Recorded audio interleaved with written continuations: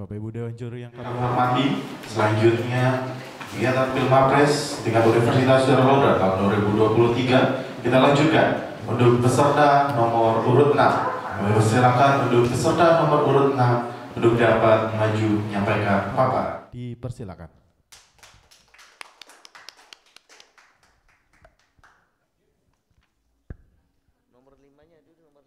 Nomor 5 Nur Alia Sari.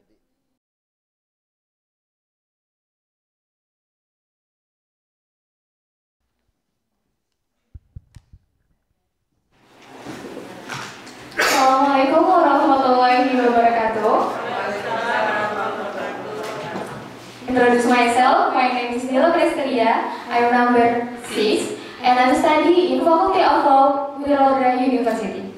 Langsung saja, hari ini saya mau memaparkan mengenai melindungi anak dari eksploitasi dengan children protection.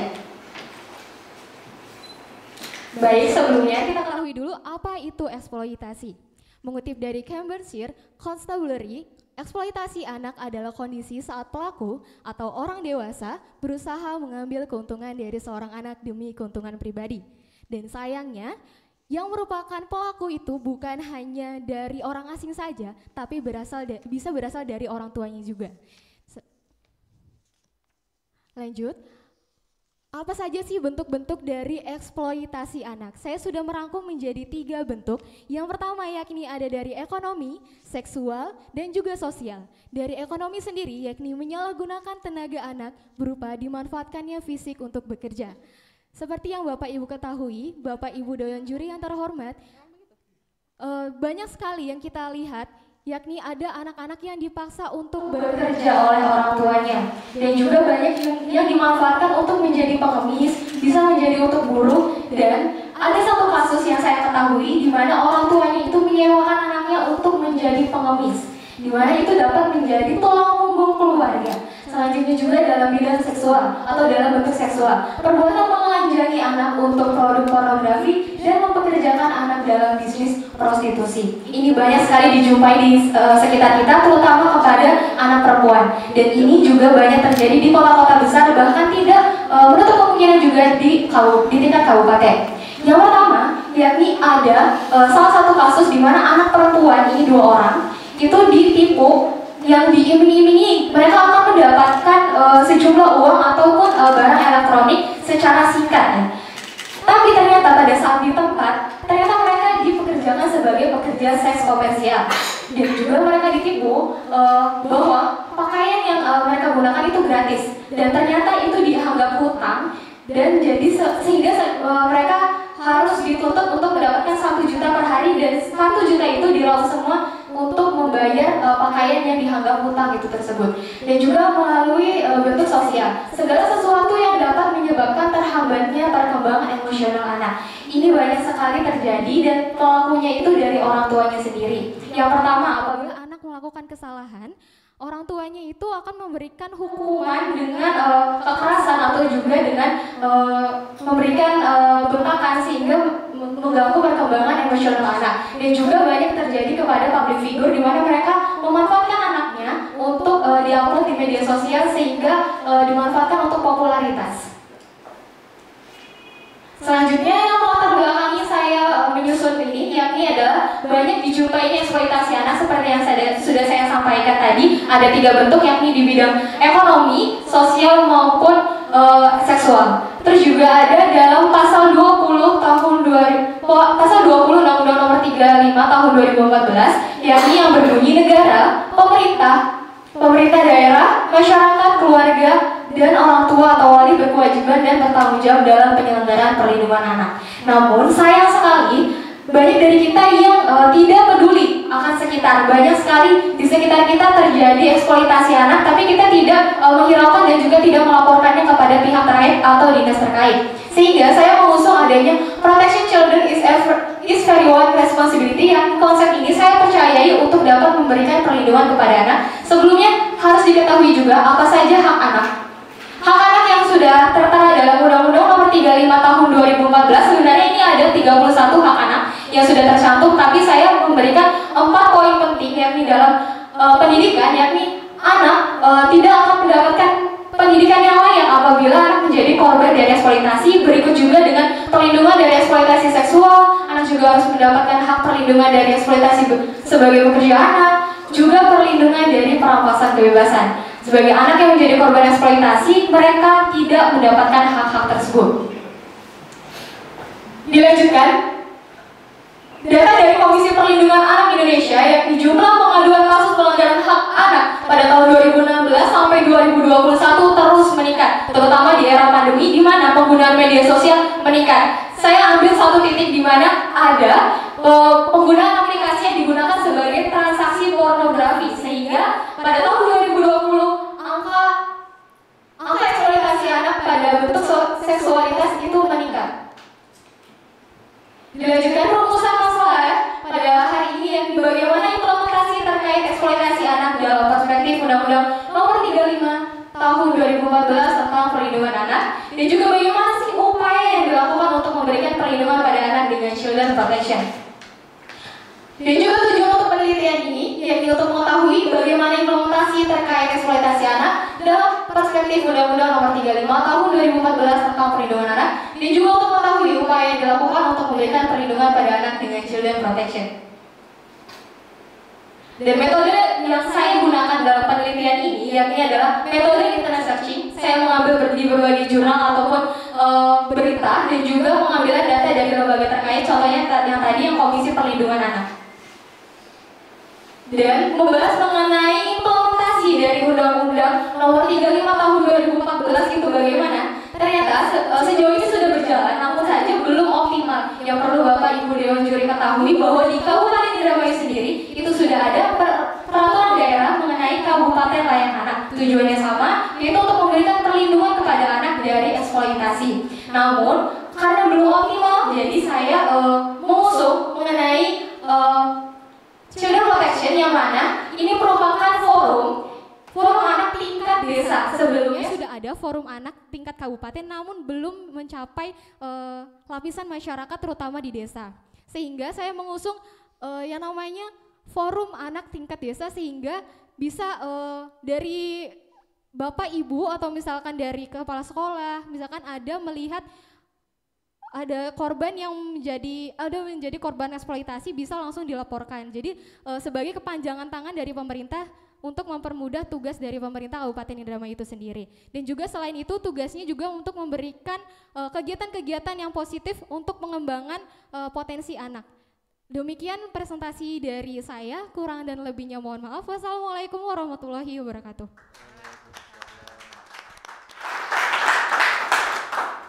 Bapak Ibu Dewan Juri yang kami hormati, selanjutnya untuk kesempatan pertama kami persilakan kepada Bapak Dr. Kambali MPDI untuk dapat memberikan pertanyaan atau komentar kepada peserta nomor urut 6. Disilahkan. Baik, terima kasih. Terima kasih nomor urut 6 atas pencerahannya.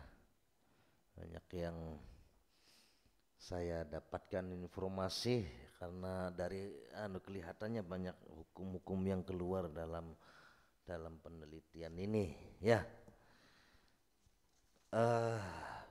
Saya juga bingung antara penjelasan dengan apa yang ada di dalam makalah kan.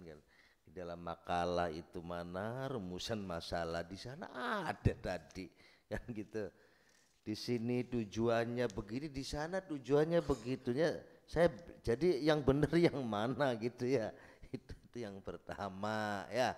Itu. Jadi ini sebuah karya ilmiah, ini yang lagi dicari adalah sebuah karya ilmiah yang memiliki gagasan-gagasan. Ya bagus, gagasan sangat bagus sekali gitu kan. Tapi gagasan itu harus dituangkan dalam sebuah karya ilmiah yang sesuai dengan acuan panduan dari metodologi penelitian gitu ya. Itu yang saya dapatkan di dalam karya ilmiahnya hanya tidak ada adanya hanya latar belakang, tujuan, itu dasar hukum, hanya itu saja, dan peserta. Ini kan pesertanya peserta dari UNWID, jadi Pilmapres. Ya, jadi tidak ada koneksitasnya tidak ini gitu. Jadi saya ya dalam hal ini kalau dari makalahnya, dari karya ilmiahnya ini tidak menunjukkan tidak membaca tentang panduan dari sebuah model-model pilpres. Ya, jadi dibaca dulu sehingga membuat karya ilmiahnya juga disesuaikan dengan panduan yang ada. Itu yang pertama ya. Jadi saya bingung mau tanya apa, nggak hanya tanya makalahnya nih nggak sesuai nih itu saja gitu ya. Tapi ini juga cukup bagus kalau memang dikaji, kalau menurut saya tentang tentang protektivitas diprotek seseorang wanita ya kan gitu, seorang anak-anak kan gitu kan.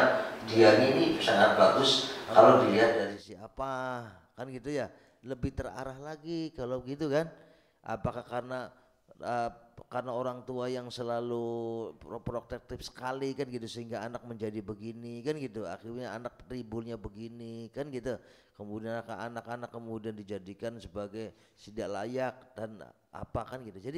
Jadi saya mohon maaf artinya belum menemukan sebuah ide-ide dan gagasan yang bisa memberikan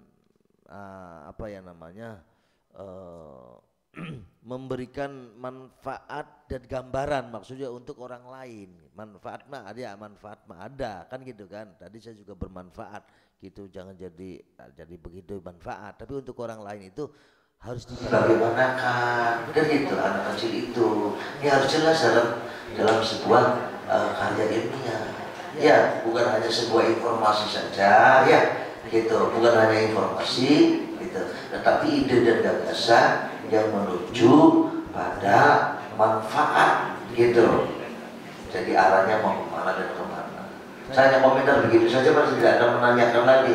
Karena kalau menanyakan lagi nanti arahnya memang sudah tahu yang tertuang di sini kan, penjelasan sudah tahu, dari hanya sebuah informasi saja kan gitu, tapi tidak mengarah atau mengacu pada sebuah langkah-langkah konstruktif kan gitu, mengarah kepada kemana anak-anak ini sampai tertuang dan sini hukumnya umpamanya kan gitu. Dan dari hukumnya kan lebih cenderung pada hukum bagaimana itu mengimplementasikan Undang-Undang Nomor 3 Tahun 2012 kan. Nah ini saja lebih khusus itu, jangan nggak tahu kemana. Tapi dalam ini perlu membaca lagi tentang panduan-panduannya. Saya tidak akan menanyakan lagi karena yang ditanyakan tidak sudah dijelaskan semua. Ya, terima kasih. Baik, untuk selanjutnya kami persilakan kepada Bapak Insinyur Rudi Mahmud MP untuk dapat memberikan komentar dan saran kepada peserta nomor urut 6. Dipersilakan. Baik, terima kasih Saudari Dila ya. Oke, nggak apa-apa. Saudari nomor 6. Kalau di makalah memang judulnya ini melindungi anak dari eksploitasi dengan children protection. Hanya saya mau tanyakan dulu nih untuk klarifikasi, karena tadi ada kasus ya. Jadi yang sampaikan oleh Pak Warek 3 itu kami juga sempat bertanya-tanya ini. Anda menyerahkannya hard copy-nya atau soft copy-nya? Hard copy dan soft copy, Pak. Ke panitia? Iya. Karena kami baca di sini itu justru adalah dasar hukum kegiatan Pilpres. Isi Anda itu bukan mengenai itu yang tadi disampaikan oleh Pak itu. Tapi terlepas itu ya saya tidak tahu. Sedangkan kami kan menilai ada 2 ya, dari penulisan dan dari presentasi ini. Kalau sebetulnya tadi betul lugas dan sebagainya untuk materi yang Anda sampaikan, cuman saya di materi yang tercetak yang harus kami periksa, kami nilai itu tidak ada kaitan dengan yang saudara tampilkan. Tapi terlepas itu mungkin saya juga untuk penilaian di pewawancara ini tadi kasusnya memang masih sangat umum ya. Walaupun Anda tadi menyampaikan implementasi, saya masih ingat ini karena tahun 2014 ini atau 2013 kalau nggak salah, saya belum di sini, itu mengantar teman sidang terbuka disertasi doktornya adalah mengenai implementasi undang-undang anak. Waktu itu pertanyaan dari promotornya, Anda yakin ini diimplementasikan Nah, sebagai misalnya harusnya kalau bisa nih karya ilmiah ini adalah bagaimana sih misalnya banyak kasus kan ya, kasus bullying di tingkat sekolah gitu, banyaknya kan terjadi gitu untuk anak-anak ya terjadi. Nah, kira-kira untuk meningkatkan pemahaman orang tua, pemahaman guru gitu ya, untuk bagaimana sih mengimplementasikan ini di level sekolah, di level keluarga, itu yang belum muncul di gagasan Anda ini ya. Ini mungkin nanti diperbaiki kalau yang bagus, saya bilang itu. Tapi gimana tuh seperti itu yang harus dilakukan kan? Karena tadi bagaimana implementasinya, hambatannya seperti apa itu kan saya tidak baca ya seperti itu di itunya. Tapi kalau dari karya ilmu kan harusnya smart ini potensinya adalah implementasi dari ini, hambatannya itu kenapa? Kemudian harus dari 3 aspek ini, misalnya sambil mencoroti adalah kasus bullying yang ada di, karena kan bullying itu tidak orang tua, orang sesama juga bisa ya seperti itu. Nah itu yang harus dilakukan apa? Enggak. Baik, terima kasih atas pertanyaannya Pak. Peran dari keluarga ataupun orang tua dan juga sekolah itu ini dapat melaporkan adanya penyalahgunaan, adanya pelanggaran hak anak itu kepada forum anak desa. Jadi dari forum anak desa itu sebagai kepanjangan tanganan dari pemerintah. Jadi lebih menyentuh kepada masyarakat gitu Pak. Kebanyakan kan dari masyarakat itu ragu untuk melaporkan karena mungkin prosesnya berbelit-belit atau bagaimana. Jadi dengan adanya forum anak tingkat desa ini jadi lebih memudahkan gitu. Realisasinya sudah ada di lapangan? Untuk realisasinya belum Pak, karena baru tingkat kabupaten forum anaknya Pak. Oh, jadi ini akan di teknisnya seperti apa tuh nantinya? Baik, terima kasih. Untuk teknisnya itu dari laporan tersebut nanti akan disalurkan lagi ke forum anak tingkat kabupaten, dan dari tingkat kabupaten akan dinaikkan melalui dinas, baru nanti akan diinvestigasi apakah kasus ini akan menjadi restoratif justice atau melalui mediasi saja diselesaikannya atau melalui pengadilan Pak. Karena kan biasanya langsung ke polisi kan itu ya. Biasanya kalau ada kasus ini langsung ke polisi laporan. Perlu seperti itu karena kan pemahaman masyarakat mengenai ini masih sangat minim ya seperti itu. Sehingga sebagai anak generasi untuk membuat terobosan sehingga masyarakat tidak harus ke polisi sebetulnya. Nah ini yang seperti apa yang harus, sehingga implementasi dari undang-undang anak ini bisa menyentuh lapisan masyarakat yang paling dasar. Ya, mangga. Ya, balik lagi yang tadi saya sampaikan ya Pak. Jadi nanti akan dilaporkan melalui forum anak tingkat desa, lalu dinaikkan lagi ke forum anak tingkat kabupaten, dan akan dinaikkan lagi ke dinas. Jadi nanti dari dinas akan mendampingi Pak. Biasanya kan kalau misalkan kita melaporkan langsung ke polisi atau pihak berwenang atau berwajib, itu akan diproses lebih lama. Jika ada pendampingnya dari dinas, itu akan lebih dipermudah juga Pak.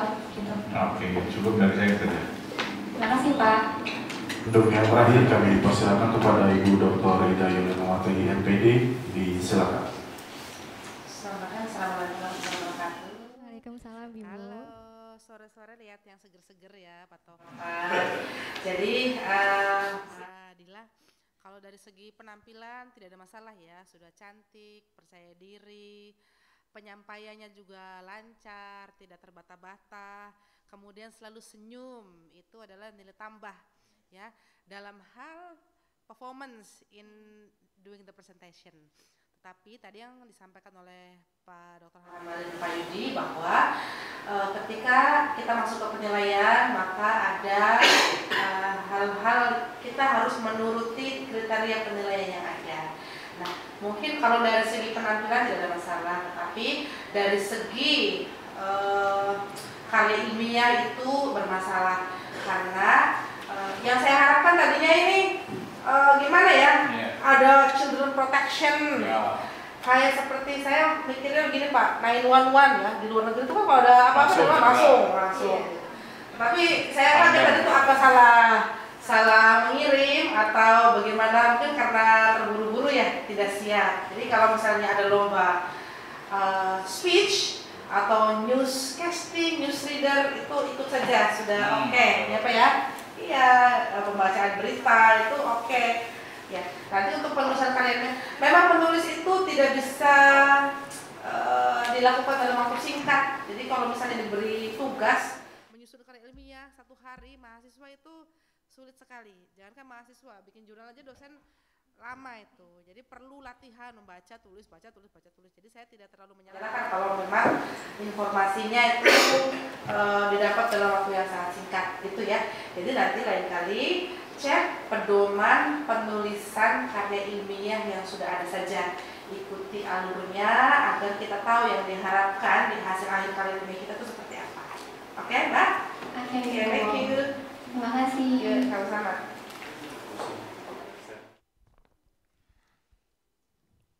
Terima kasih. Untuk closing Statement atau titik fokus kita hari ini yakni children protection, yaitu di mana sebagai yang pertama untuk dihubungi. Jadi kalau misalkan ada terjadi pelanggaran hak dari anak, maka yang kita bisa laporkan pertama itu kepada Children Protection atau Forum Anak Tingkat Desa. Demikian dari saya, kurang dan lebihnya mohon maaf. Wassalamualaikum warahmatullahi wabarakatuh.